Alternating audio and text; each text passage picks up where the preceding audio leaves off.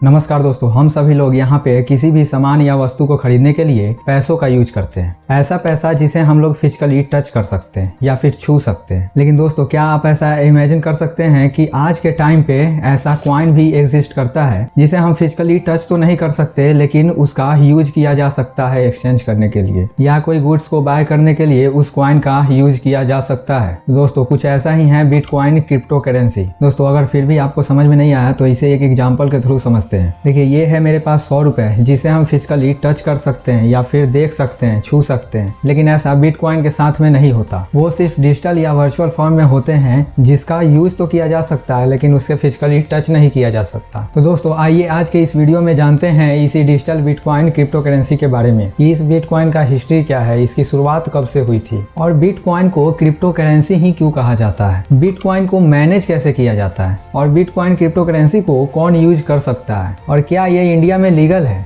और इस bitcoin crypto currency की क्या डिसएडवांटेज हो सकती है। तो चलिए वीडियो शुरू करते हैं और जानते हैं इन सारे चीजों को। देखिए, बिटकॉइन क्रिप्टो करेंसी की शुरुआत 31 अक्टूबर 2008 को हुई, जब एक सातोशी नाकामोटो नाम के एक व्यक्ति या उसके समूह ने एक व्हाइट पेपर पब्लिश किया इंटरनेट पर, जिसमें एक peer to peer electronic cash system का वर्णन किया गया था। उसके बाद बिटकॉइन का पहला ट्रांजेक्शन सातोशी और उसके अर्ली एडॉप्टर के बीच में हुआ था। उसके बाद 2010 में बिटकॉइन का पहला कमर्शियल ट्रांजेक्शन हुआ, जब एक प्रोग्रामर ने 2 पिज्जाज के बदले में 10,000 बिटकॉइंस दिए। तब से 2010 से लेकर 2013 तक बिटकॉइन का अच्छा ग्रोथ हो रहा था। तभी बिटकॉइन को 2013 में एक बड़ा झटका लगता है, जब एम्प्टी गॉक्स, जो बिटकॉइन के सबसे बड़े एक्सचेंजेस में से एक थे, तो हैकर्स ने उनके 8,50,000 बिटकॉइंस को चुरा लिया, जिससे सारे एक्सचेंजेस का बहुत बड़ा नुकसान हो गया यहाँ पे। उसके बाद 2014 में इसके सिस्टम को और डेवलप किया गया और सिक्योर किया गया, जिसके बाद से बिटकॉइन ग्रोथ करने लगा। क्योंकि इतने चुनौतियों के बाद भी बिटकॉइन की लोकप्रियता बढ़ती गई और भी व्यापारियों ने बिटकॉइन को पेमेंट के रूप में स्वीकार करना शुरू कर दिया। तब से इस बिटकॉइन की ग्रोथ होती गई और 2017 आते आते इसका कीमत लगभग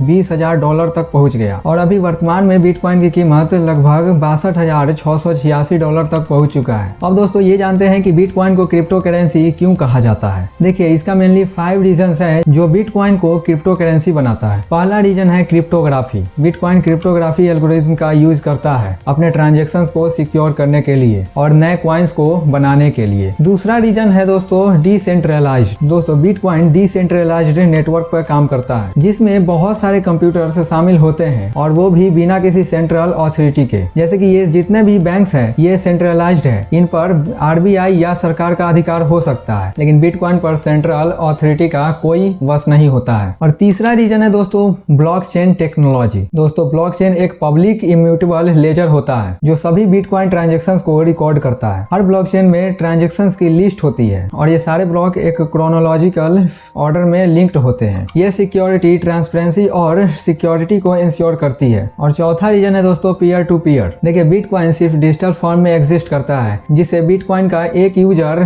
किसी दूसरे यूजर के पास डायरेक्ट ट्रांसफर कर सकता है और वो भी बिना किसी इंटरमीडिएरी के। और पांचवा रीजन है दोस्तों कॉन्सेंसियस मैकेनिज्म। बिटकॉइन एक कॉन्सेंसियस मैकेनिज्म्स का यूज करता है जिसे प्रूफ ऑफ वर्क कहा जाता है। ट्रांजैक्शंस को वैलिडेट करने के लिए और नेटवर्क को सिक्योर करने के लिए माइनर्स कॉम्प्लेक्स मैथमेटिकल्स प्रॉब्लम्स को सॉल्व करते हैं और उसे नए ब्लॉकचेन में ऐड करने के लिए, और इसके बदले में उन्हें नए बिटकॉइन या कुछ रिवॉर्ड्स दिए जाते हैं। दोस्तों, ये 5 रीजंस बिटकॉइन को एक क्रिप्टो करेंसी बनाता है। तो दोस्तों, इसलिए बिटकॉइन को एक क्रिप्टो करेंसी कहा जाता है। अब दोस्तों, ये जानते हैं कि बिटकॉइन का यूज कौन कर सकता है। देखिए, ये बड़ा सिंपल है कि जो व्यक्ति इंटरनेट का यूज करना जानता हो, डिजिटल डिवाइस को यूज करना जानता हो, वो बिटकॉइन का यूज आसानी से कर सकता है। जैसे कि जनरल पब्लिक, बिजनेसमैन हो गए, ये सारे लोग बिटकॉइन का यूज कर सकते हैं। आप भी कर सकते हैं अगर आपको डिजिटल डिवाइस यूज करना आता है तो। अब दोस्तों, ये जानते हैं कि बिटकॉइन का सबसे बड़ा डिसएडवांटेज क्या हो सकता है। देखिए, बिटकॉइन का सबसे बड़ा disadvantage lack of consumers protection होता है। देखिए, ट्रेडिशनल बैंकिंग सिस्टम के कंपैरिजन में क्रिप्टो करेंसी करेंसीज में कंज्यूमर्स प्रोटेक्शन की कमी होती है। तो अगर देखा जाए तो यहाँ पे कोई सेंट्रल अथॉरिटी का कोई प्रोटेक्शन प्रोवाइड नहीं किया जाता है। तो आपके साथ में अगर यहाँ पे कोई फ्रॉड होता है या फिर कोई स्कैम होता है तो आप इसका कंप्लेन कहीं करवा नहीं सकते हैं। ये सबसे बड़ा डिसएडवांटेज हो सकता है इसका। तो दोस्तों सबसे बड़ा यहाँ पे क्वेश्चन ये है कि क्या इंडिया में क्रिप्टो करेंसीज